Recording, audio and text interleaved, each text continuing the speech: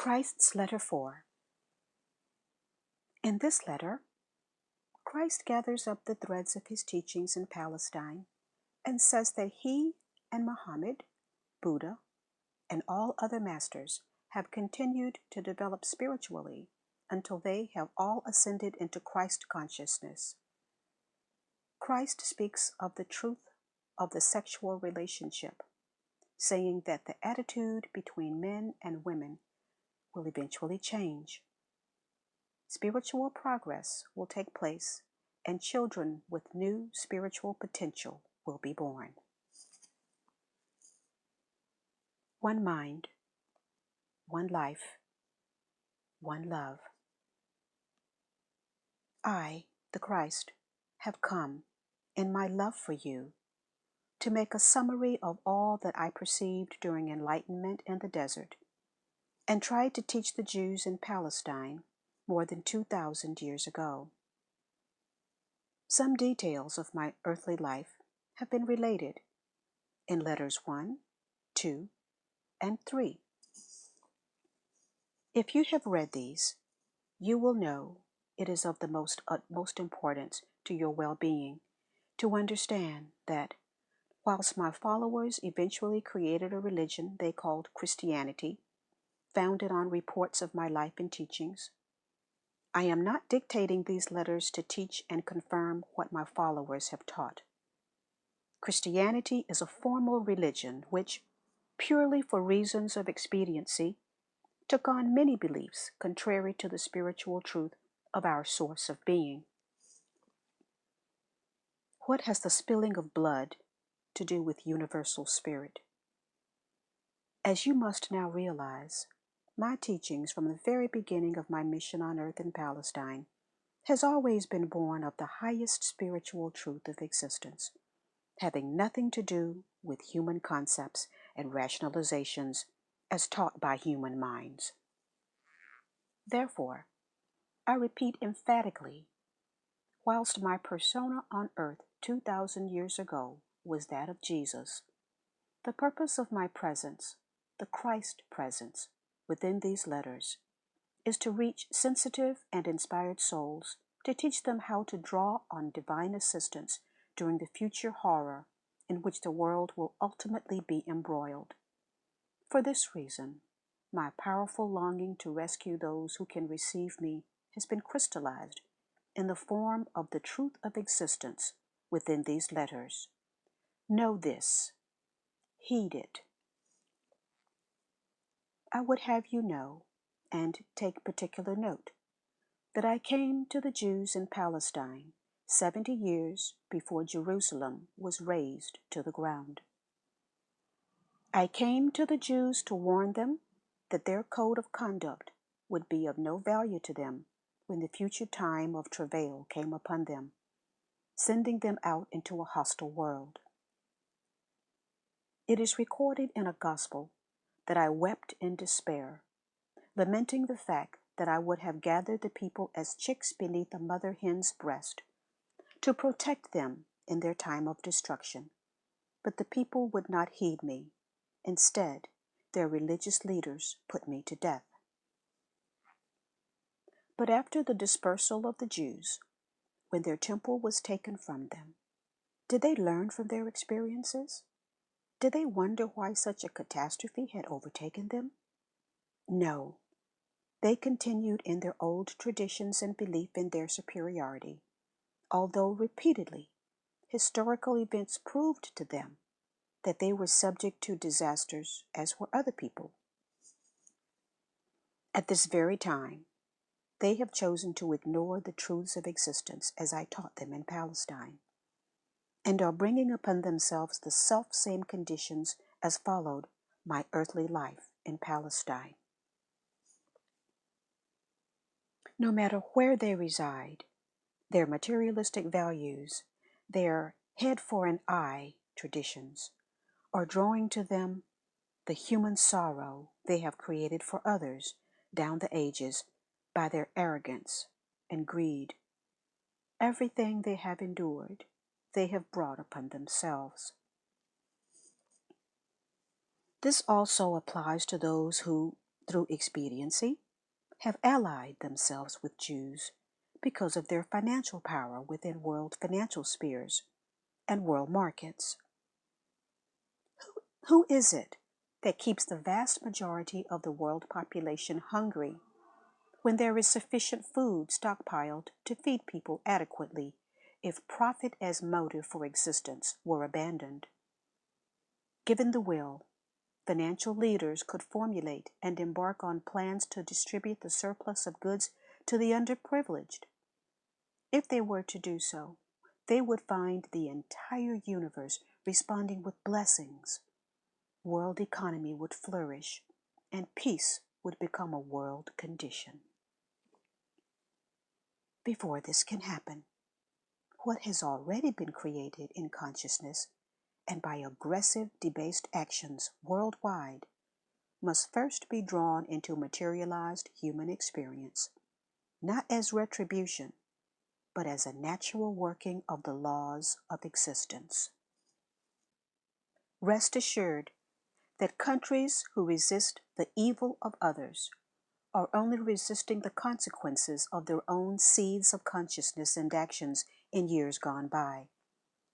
Therefore, bully boy tactics, the ferocious attack of the mighty upon the weak, no matter how intransigent the weak may appear to be, can only bring even greater times of trouble for the bullies. Where they experienced a pinprick, they are stockpiling in consciousness the future devastation they are presently dumping on others. Perhaps they should regard the pinprick from the weak as a bugle call to alert them to their downward slide into moral decadence. Because such people are constantly breaking the laws of existence and drawing destruction of an unparalleled magnitude upon cities and earth, it is my intention in this letter not only to summarize all that I taught and lived in Palestine, but to spell out clearly the underlying causes of your approaching world crisis, which I did not cover when last I came to mankind in speech. These letters have been written prior to the most critical time in your history, and when the travail is truly upon you, you will wonder why I did not warn you earlier. But I have to tell you, through receptive minds, I have been trying to alert the world for the past 25 years, but neither media, nor publishing house, nor TV was prepared to listen and give me the opportunity to speak to you through my agents. Politicians could reach you, but I, the Christ, could not do so because of the hardness of your hearts and your refusal to concede that I, the living Christ, could return at this time through deprogrammed and dedicated minds to warn nations of what they were creating for themselves in the future. The churches, who claim to believe in my existence, have been as self-absorbed in their own humanly conceived religious traditions as have the materialists. Now, at the 11th hour, when fear has descended on the masses, and they are prepared to heed my words, the doors must surely open, or again my efforts for humanity will have been in vain. I have come to say there will indeed be a sorting of the goats from the sheep, as has been recorded in the Gospels in the Bible. The sheep refer to those souls who can peacefully receive the highest spiritual truth yet dispensed on earth. The goats refer to those who do not have the capacity to listen to anyone or anything because they have too great a rebellious spirit and ego drive. Why will they be separated at this time? They will be separated because those who are able to receive the truth contained within these pages and to live by the guidelines of the laws of existence will find that although the next period of world history will be bitter indeed, they will continue in comparative peace and protection, fulfillment of need, and upliftment of spirit. The goats, unfortunately, will have to endure all the horrific force of their innate rebellious consciousness. This is not a punishment from someone on high, but a natural working out of the law of existence. What you carry in your minds and hearts will eventually externalize in your body, life, and environment. When you resist and rebel, life offers resistance to you in the fulfillment of your desires. I have long since ascended to the highest frequencies of consciousness vibration in the celestial kingdoms and am divine consciousness itself individualized. My consciousness can encircle the globe to whoever calls on me. So is it with all the great teachers who have lived on earth and were enlightened and perceived the reality of the source of all being and have taught people from their exalted level of enlightenment. They were lifted in spiritual power to penetrate the dense veil of human consciousness and perceive what truly lay beyond the world of matter. They saw as clearly as previous mental conditioning would permit the basic unity of creation within the realm of creativity itself. One and all have, after transition into the next dimension of existence, escaped the treadmill of reincarnation and moved on into ever higher realms of individual, pure spiritual consciousness, to the portals of universal consciousness itself. They have become individualized divine consciousness, possessing the power and the insight of divine consciousness. They, too, share in the Christ consciousness, as I said in an earlier letter. They combine the heights of intelligent love with the heights of loving intelligence, combining the power of will with the power of purpose. They are equally male and female in their drives. They are the perfect demonstration of strength and nurturing. They are the perfect example of what all men and women should be striving to attain. To attain such perfection of being, the human spirit must set aside all divisions and rivalry. Whoever may be your acclaimed prophet, you can be assured that he is life itself and powerful within the brotherhood of all great teachers. Each prophet, each teacher has perceived the same reality and lived in such a prayerful way as to ensure he will eventually achieve the goal of every man, perfection in paradise. It is vitally important you should understand this and realize that the divisions you make between your teachers are wholly erroneous, because we are all united in one common source of being. We are a brotherhood of beings of life, each manifesting through our individuality the highest truth of our source of being. We are equal in purity, power, beauty, grandeur of spirit, and love.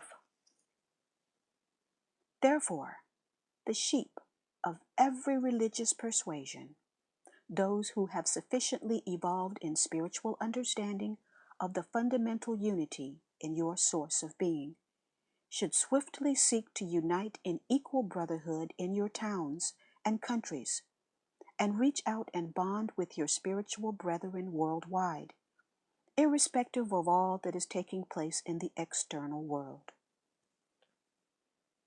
You should transcend all religious differences, Christian, Muslim, Sufi, Jew, Israeli, Palestinian, Hindu, Buddhist, etc., and regard yourselves as all being equally within the safe haven of universal love and universal intelligent protection, at peace with yourselves, with each other, and with those who are determined to fight to a finish. Only in this way will your planet survive the turmoil which lies ahead of you? I have also returned to all those who are neither Muslim nor Christian, Buddhist nor Hindu. I have come to those who desire, nay, long to know the reality behind all existence. I have told you that I came in the persona of Jesus to the Jews in Palestine. I might well have said that I came to the Arabs in the persona of Muhammad, since Muhammad and I are of one spirit. To divide us into persona having different names, Jesus and Muhammad, or Muhammad and Jesus, is the same as giving identical twins different surnames because one teaches literature and the other teaches math. We are both of Christ consciousness, both individualizations of divine consciousness.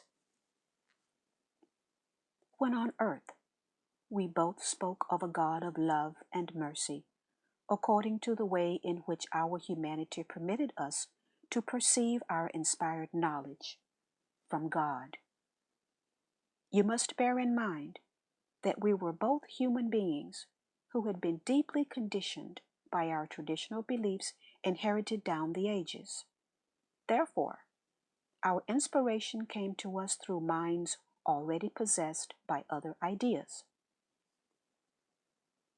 As I have previously told you, inspiration, unless directed into a clean, deprogrammed mind, will always take on the overtones of convictions derived from early childhood conditioning.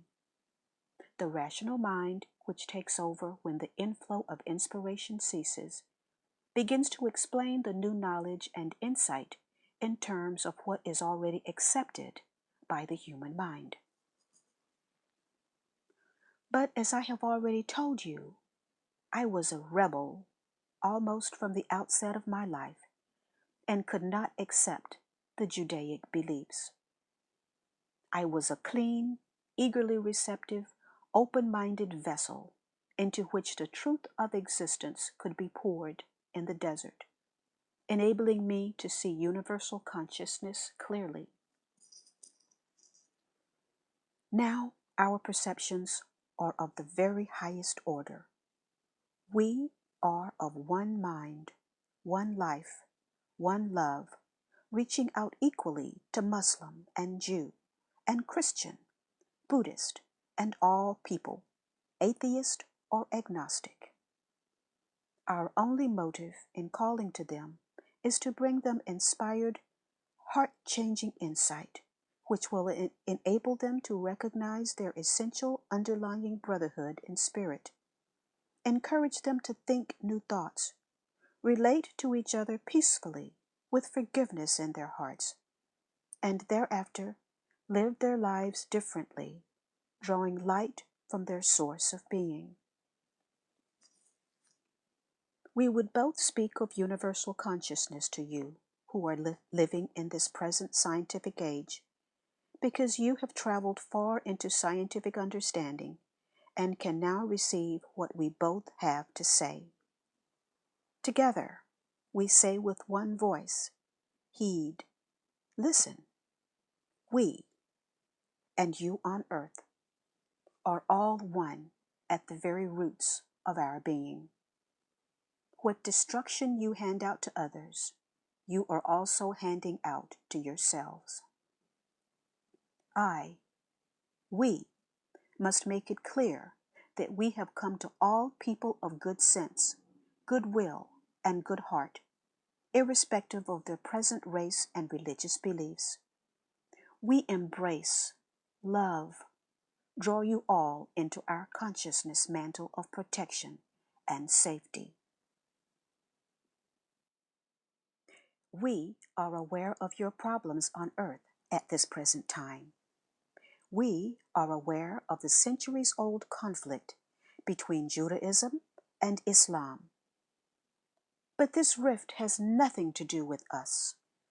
Your squabbles leave us unmoved. Why jeopardize your own good, your own future felicity, by fighting over some concept which is meaningless and therefore without value? In reality, you adhere to your chosen religions because, in the depths of your heart, you are all reaching out to the source of your being, although you call your source of being by different names. We are both aware of the struggles of individual Jews to live a good life, and of individuals of Islam to truly reverence and venerate Allah throughout the day, attributing all they do and achieve to His power working on their behalf, and of Christians immersed in their beliefs of salvation by the blood of Jesus. You are all striving to attain goodness, but will never do so whilst you remain divided by your beliefs. Once the maelstrom of the present world consciousness of mutual aggression has been fully spent, the day will surely come when Muslim, Jew, Christian, Buddhist, and Hindu will gather together, rejecting their differences in religious beliefs and mingling as one people to give thanks by divine consciousness, out of which they have drawn their being, and from which will come all future boundless blessings of beautiful, inspired, and caring lives.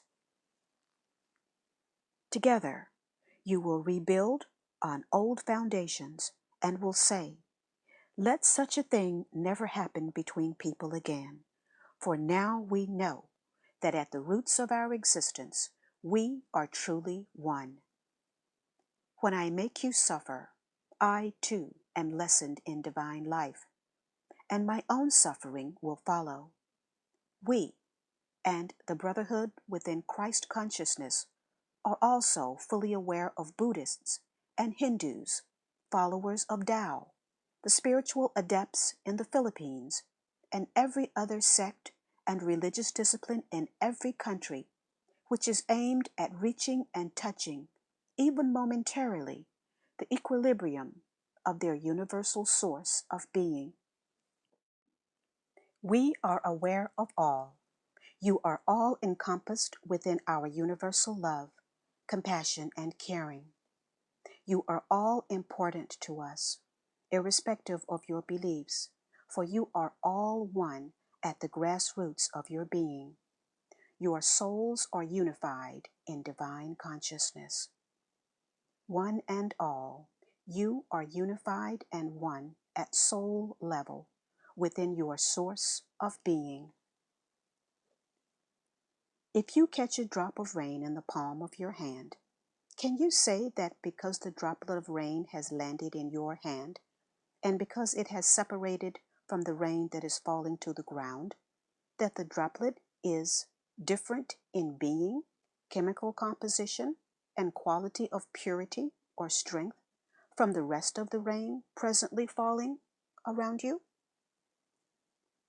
You may touch your droplet with green dye and make it green, but can you say that that green droplet is entirely different to the rest of the rain falling at that very moment?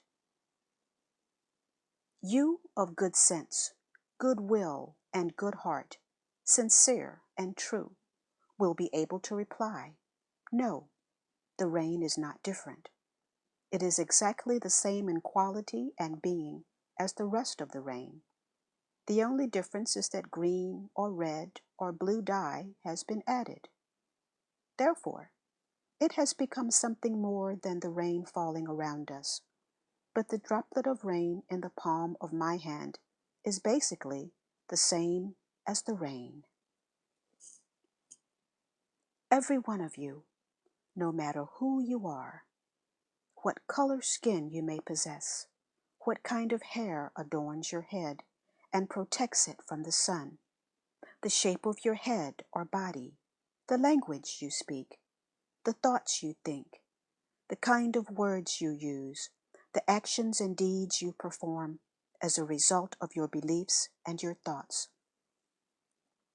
No matter what your physical and human consciousness differences, you are all exactly the same as each other, of the same quality, begotten of the same source of being, having the same potential in infinity, the same spiritual capacities in infinity in every respect.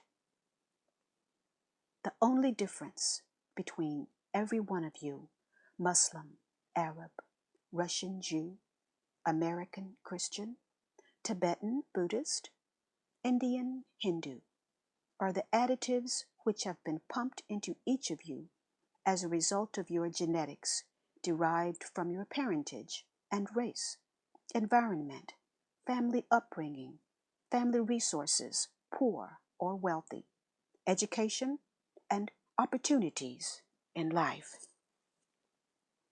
But these are all superficials.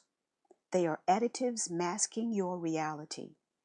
You call your soul, even as dye will mask the truth concerning the drop of water in the palm of your hand.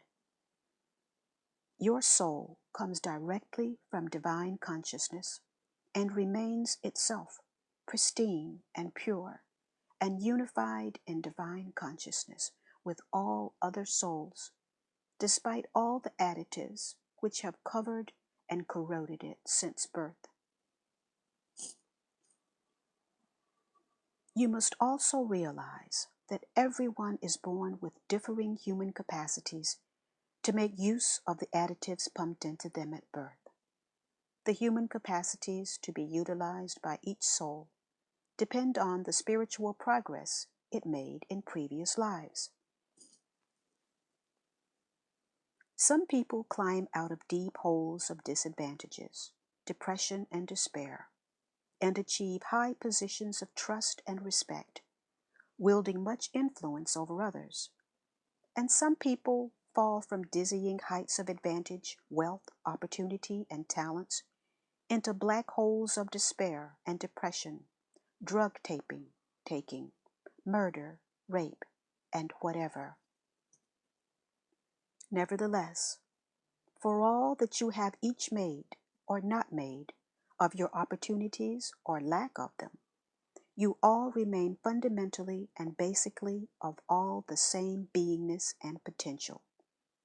You are all able to rise up, little by little, from whatever spiritual level of consciousness you presently occupy, to the heights of divine consciousness within the celestial kingdoms. As you accept these letters as being the truth of existence and seek daily to live the guidelines which will bring each of you into harmony and contact with that which gave you being, you will surely move towards and achieve the highest spiritual goals you have set yourself at this present time. You can all rise to the point where you fully accept the truth, work to purify your personal consciousness in order to absorb divine consciousness, and become individuals filled with and radiating the power of divine consciousness in your immediate surroundings and eventually throughout the world. You are all important within your immediate environment.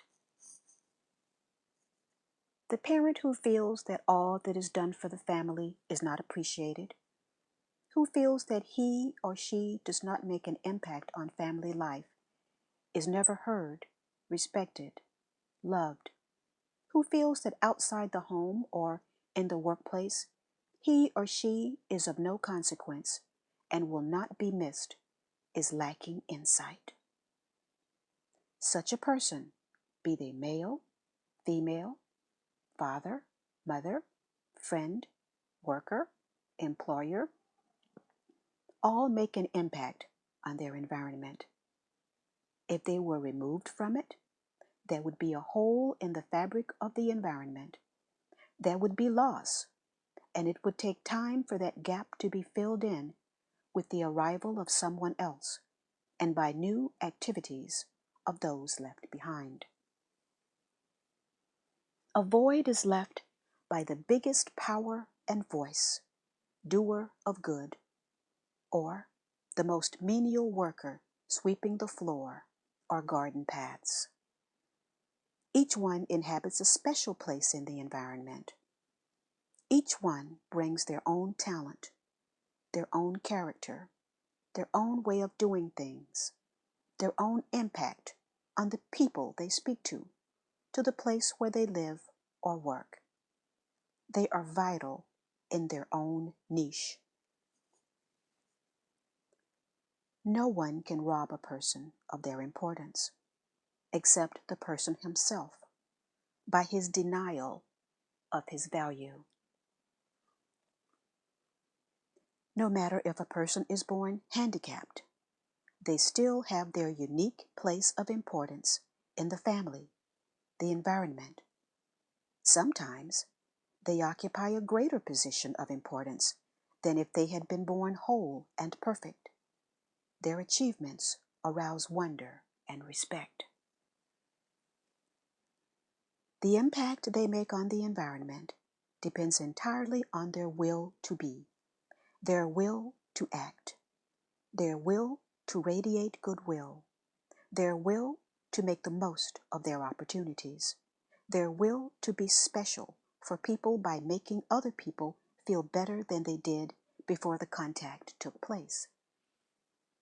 Every condition arises out of the will which is exercised at all times. Some have been born with great willpower, others with less. But the moment that a person fully realizes that all willpower has been drawn from universal consciousness, and willpower can be increased by calling on one's source of being for increased willpower, so does the person begin to realize that willpower is not limited after all. It can be drawn, according to the magnitude and strength of one's faith, from universal consciousness itself. Each and every one of each gender, every race, nation, religion, every level of resources and income, from pauper to king, is equally important in the moment of now, in the moment of end of day. True differences only arise from what each person gives of himself to this moment, to the next moment, and the rest of the day.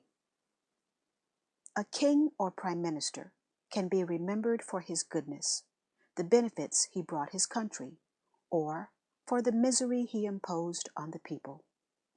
Similarly, a man born into an impoverished family, who may not have developed his abilities to any high level, but who gave his all in his service to his environment, will eventually be revered by kin and friends, and in the next life reap of his sowing, as does the king or prime minister.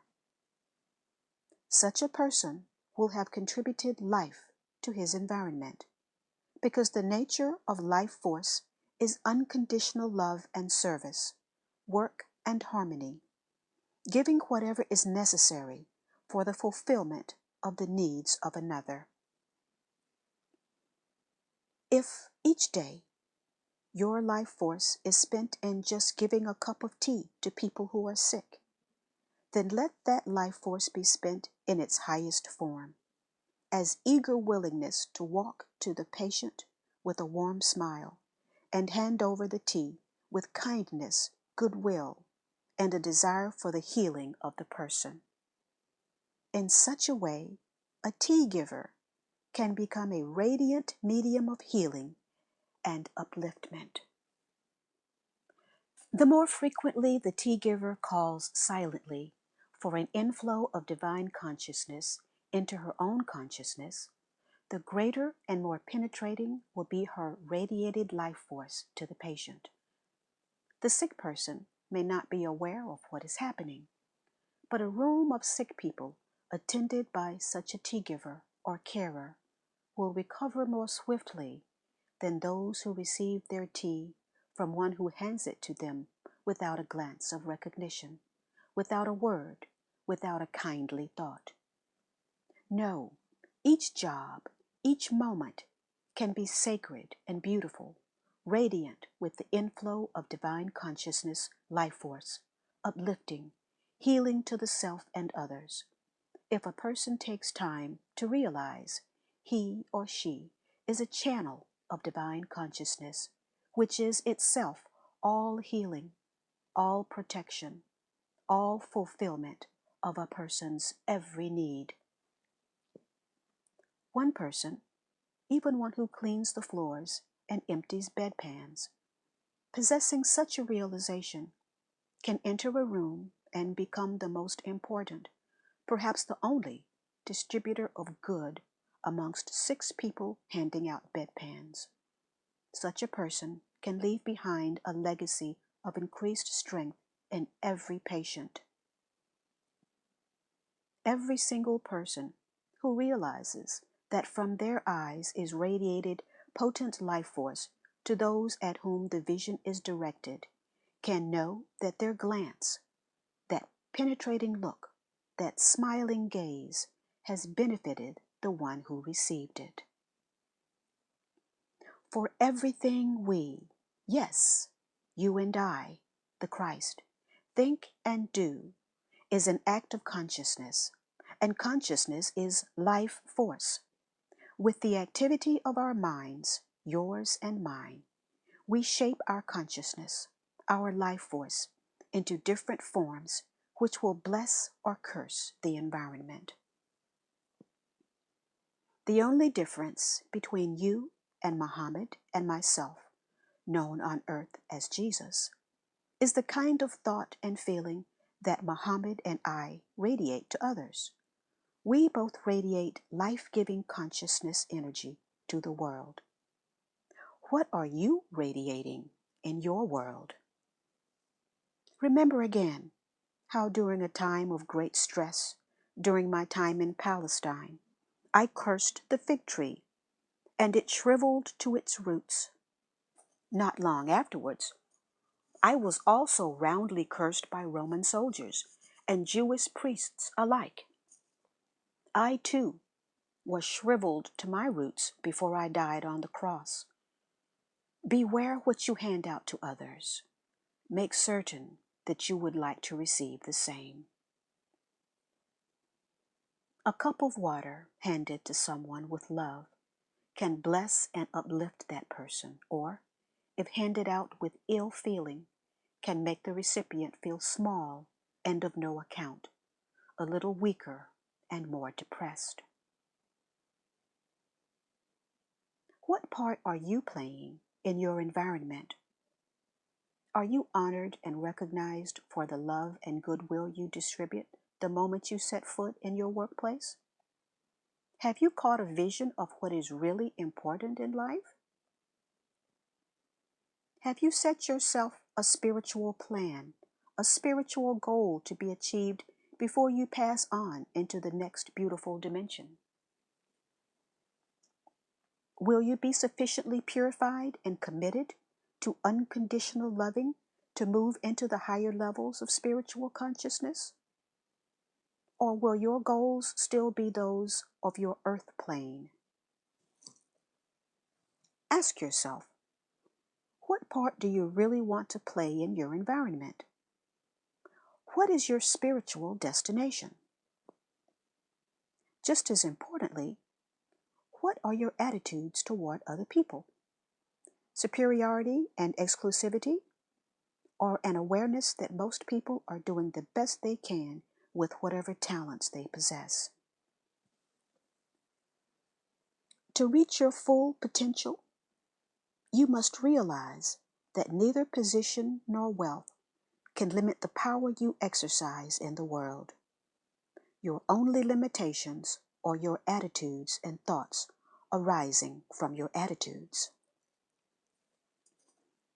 The life force radiated from the mind of a king, prime minister, general, or lowly servant or soldier is equally powerful and productive of good in the environment, providing each one disciplines his thought to become attuned to the spiritual frequencies of unconditional love and divine consciousness. Furthermore, such thoughts enter and enhance the world consciousness force itself. Each person adding their spiritual thought to world spiritual thought strengthens it. The only factor which determines the degree of imparting of life or sickness propensities is the level of realization and spiritual understanding that a person has drawn from the source of being. Therefore, the man who happily removes the neighborhood refuse with a good heart and a blessing on all whom he meets is a bright light shining in his little world, and the money-grasping, ill-tempered man of wealth and substance emerging from his mansion to go to his office is a pool of darkness which can be felt negatively by those who venture near him. No matter what you do, what you possess, the position you occupy in life, there is no limit to your potential development for good. There is no limit to the potential grandeur and glory of your being. Your only limitation is the amount of time and energy you are prepared to devote to meditating on your source of being and opening your human consciousness to enter into it and receive it into your mind. Therefore, religious leaders, revere your congregations, because you do not know what spiritual insight and progress is taking place in the minds of those who may appear to be very humble and of no account socially. Religious leaders, cease your criticism of other religions, because you do not know the heights of spiritual knowledge, insight, and enlightenment their adherents may have attained. Religious leaders, realize that you, yourselves, are only as spiritually advanced as is your personal perception of reality. If you have no perception of what lies beyond the veil of your material world, you may be religious, but you do not have a spiritual consciousness. This is the true ideal, the true aspiration, the highest goal, to understand and experience the reality behind and within all things, giving them their individual being. You may call the reality God, Allah, Jehovah, infinite intelligence, divine mind, or divine consciousness, or the Tao. All these names mean the source of your being, your creative origins. You can have no higher aspiration than this, to understand and experience the reality behind and within all things, giving, maintaining, and sustaining all individual being. This was the goal presented to you by every enlightened teacher who has come to earth. They all shared the same vision, the same realization and understanding. Such teachers were held in high esteem, but few of their followers understood what they were being taught. Each man placed his own interpretation on the teacher's words. Each man's interpretation arose out of his personal conditioning and bias. In your personal lives, remember at all times that your thoughts, words, deeds not only have a bearing on your future life, but also affect the people with whom you are relating at the moment. What you are, employer or employee, personally contributing to the successful operation of the business in which you earn your daily bread, be it factory, farm, shop, or professional office? What are you giving to your employees or fellow workers in well-being and good feeling? What are you doing for the entire building? For the building, you may ask in amazement, but I repeat, What are you doing for your building, your vehicles, your entire business venture? Everything. Bricks, mortar, steel, glass, paper, metal, tires, engines, and petrol is permeated with the consciousness you exude as you go about your daily affairs. This is the reason why some people leave a trail of destruction behind them, because they have an ill-humored, irritable, critical, destructive consciousness, and others keep their possessions intact and looking new for years, because they appreciate and cherish them daily. Everything on your earth is the energy of consciousness made visible, be it in the form of solid, inanimate matter or living plasma. With your thoughts, you feed or destroy whatever is in your environment. What are you doing to your family, home, and environment? Are you grumbling, denigrating, destructive in thought towards your work and other people? Then rest assured, you are leaving a little trail of destructive consciousness behind you, which will help erode all that it penetrates and imbues. If you focus on the desire to love, to accept, to work with gladness in your heart, then everywhere you go, you are shedding a consciousness of strength, blessing, and growth. When I was on earth in Palestine, I was dealing with Orthodox Jews who believed in and upheld codes of conduct so rigid they bordered on cruelty. Their traditional laws were inhibiting, depressing, confining, and ridiculous. I brought to these people a new vision of an eternal Father, which was both transcendent to themselves and yet everywhere present, ever aware of their needs, and of such universal love that they could rest assured it was always the Father's will to fulfill those needs. I told the people to look around them, look at the countryside, at the hills where sheep and goats grazed in peace, at the lakes filled with fish, and at the birds flying in the air and resting and nesting in trees, and the flowers so gorgeously clothed in many colors.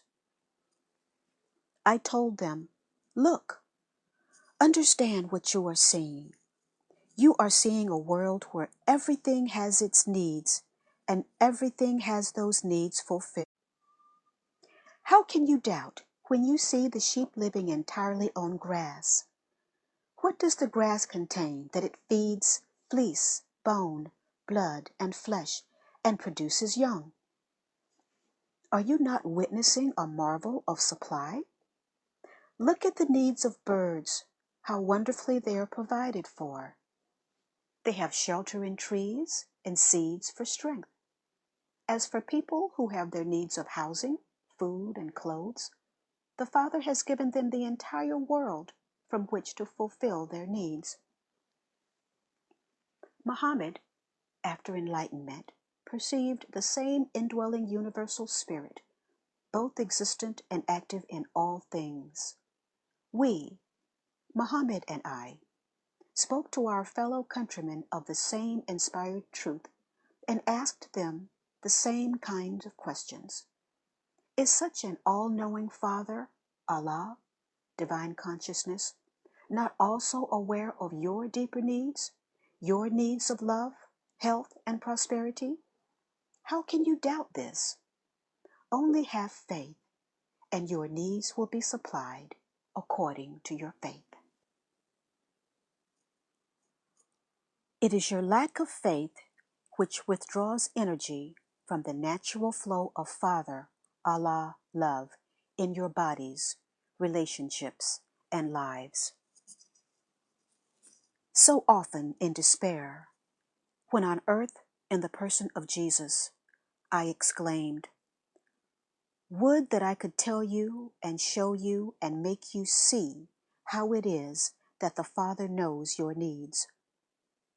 Would I could show you how you, yourselves, contribute to the making of your own tomorrows, and the tomorrows of all those who surround you. If only I could help you see that you truly reap as you sow. If only you could see the truth of existence, as I saw it when in the desert in Palestine, you would know then that your thoughts and actions grow in magnitude and strength day by day and take on outer form exactly as the seeds of plants go into the earth and grow, taking on ever greater outer form of stems, leaves, and fruit as each day passes after another. I would, if I could, show you how important you are every second of the day in the fabric of your home, your work, and your country. I long to help you see how your thoughts are the origin of all your good and evil. They are the very ground of your good and evil. If it be that evil comes to you, do not look at your neighbor to see from whence has come that evil. Look within your own hearts and see when last you were at odds with someone, destructively, by slander, falsifying truth, rejection, criticism. That was the moment of the birth of your present grief.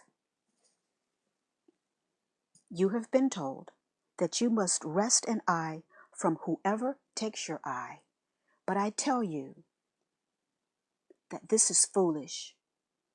If you have your eye gouged from its socket, and you likewise take your opponent's eye, you will probably find yourself shortly without a hand and leg.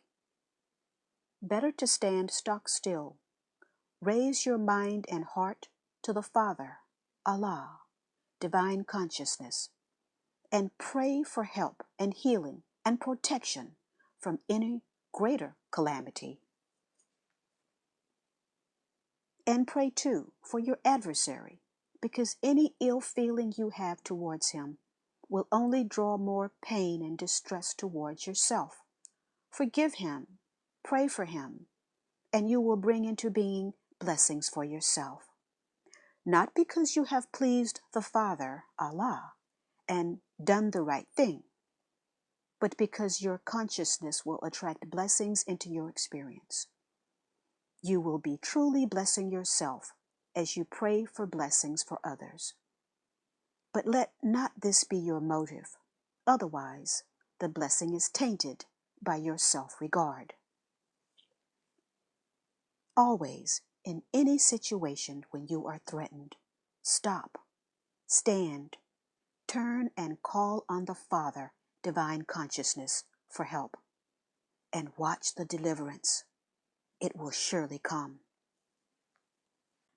I tell you, beyond all fear of contradiction, that if any of you will live in the protection of the Father, Allah, divine consciousness, by radiating goodwill and love to everyone in your life and country, and even your so-called enemies, you will never be attacked. You will never know sorrow. You will never be subject to any of the human ailments and misfortunes. You will be enfolded in a mantle of light and love.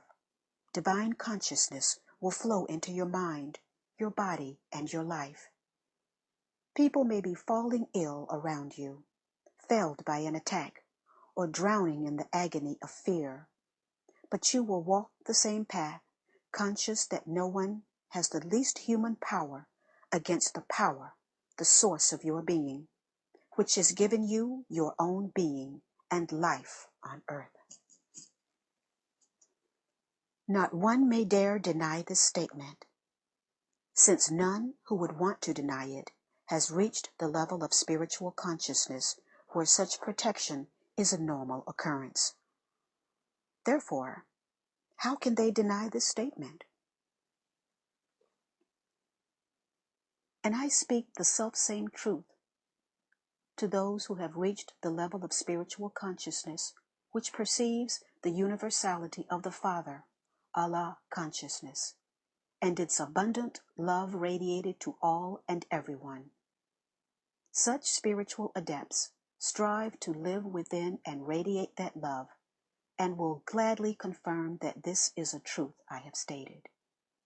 They will have experienced the miraculous protection and fulfillment of need, and will know they can relax in the Son of the Father, Allah, divine consciousness, goodwill, and love.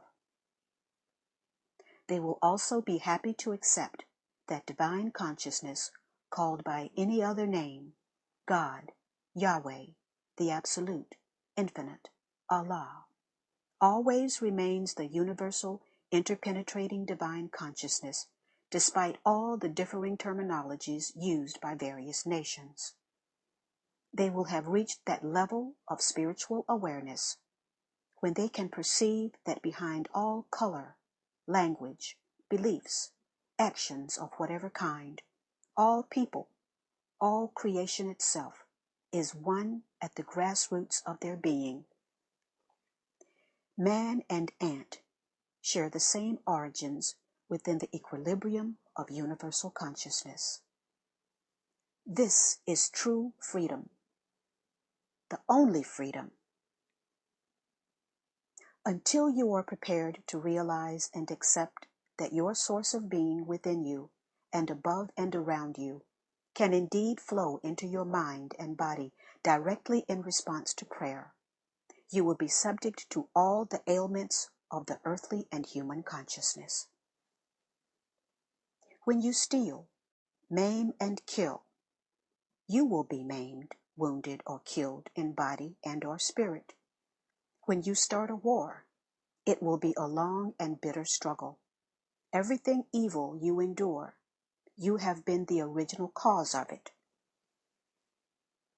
Yours is the ability to choose the way you wish to live in future. You choose the way you will live by changing your consciousness from antagonism to love and acceptance of everyone equally. If you imagine the damage and hurt you would like to inflict on another, your thought will reach your enemy and will erode their strength according to the intensity of your intention. Do not think that your thought has dissolved and is no more. It rests in electromagnetic strength, taking on form until it rebounds to harm you also.